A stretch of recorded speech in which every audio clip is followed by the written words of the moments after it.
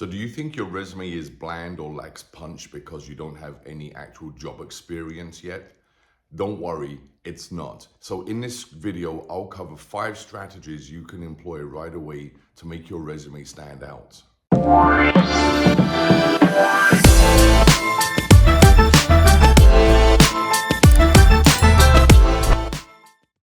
Hi guys, I'm John and I'm your guide through the job hunting process. So before we jump into building your resume with little or no experience, make sure you stick around to the end of the video because I have a bonus strategy for you and an invitation to subscribe to this channel and access some free resources. And if you like this video, don't forget to hit the like button and subscribe to this channel to receive updates of when I'm producing more content. So when you're crafting a resume, one of the best things you can do is use a professional summary. Basically, what you're doing here is offering a statement as to who you are and what you bring to the table. Focus on traits, for example, that show that you're a quick learner, that you're willing to accept new tasks and responsibilities. Mention goals. Mention a goal like, I'm eager to contribute my skills and grow with company X. Number 2, focus highly on transferable skills. Think about any leadership skills and qualities you might have developed in clubs or organizations. Think about adding communication skills from giving group presentations, from giving project presentations.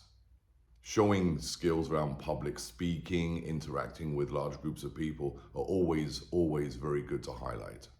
Ideally, and if you can, list these qualities in a bullet point. So underneath your objective statement at the very top, give perhaps 5 or 6 very key transferable skills that you have. Number 3, focus on your education. If you're still in school or you've just recently graduated, expand the education section in your resume so that the reader focuses on it.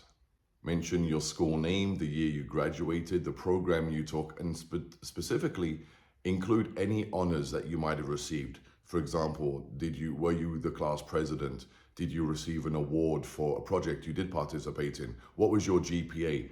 If your GPA is any higher than a 3.5, 100% include it.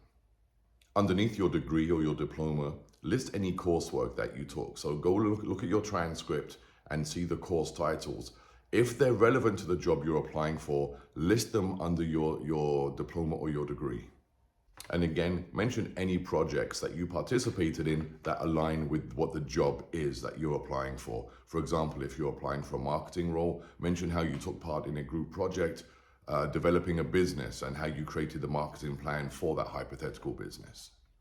Number 4, highlight and showcase your volunteer activities. You can treat a volunteer role or an internship or a co-op as if it was a real job.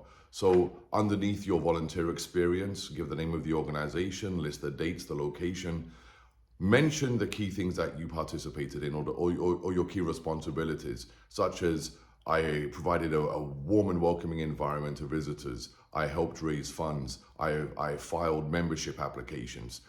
Treat it as if it was a real job. Just because it was a volunteer role doesn't mean it's any less valuable. In fact, a lot of employers put a premium on volunteer work in a resume. Number 5, I can't emphasize this enough, and really I plead with everybody, keep your formatting clear and concise. Avoid using fancy templates, fancy layouts with boxes, sidebar information, logos, pictures, icons. Avoid those as much as you possibly can. They trip up ATS systems, and I'll be honest with you, recruiters aren't impressed with fancy layouts. This is not a time to get fancy or glamorous in your approach. Keep it plain, keep it simple. You want to make sure that the reader can get through the resume as quickly and as easily as possible. So to highlight the main key points, use a professional summary and an objective statement at the top of your resume. Highlight and focus on any transferable skills that you have. Include awards, honors, add your GPA, and list your coursework if it's very relevant to the job you're applying for. Highlight volunteer work. Honestly, employers love to see volunteer work. It shows that you're on board with their values. And use a clean, simple, and clear format. You don't want the reading process to become complicated. You don't want your information scattered all over the page. Nice and simple. The best thing that you can do to make sure that your resume stands out is to really align the content in your resume to the job you're applying for. I've discussed this in some other videos, but this is one of the best ways to get through an ATS system. Look at what the key requirements of the job are. If it mentions filing, customer service, make sure you have the expressions filing and customer service in your resume. So include those, if possible, in, for example, your volunteer section. Make sure that you're using exactly the same spelling that the job description is using.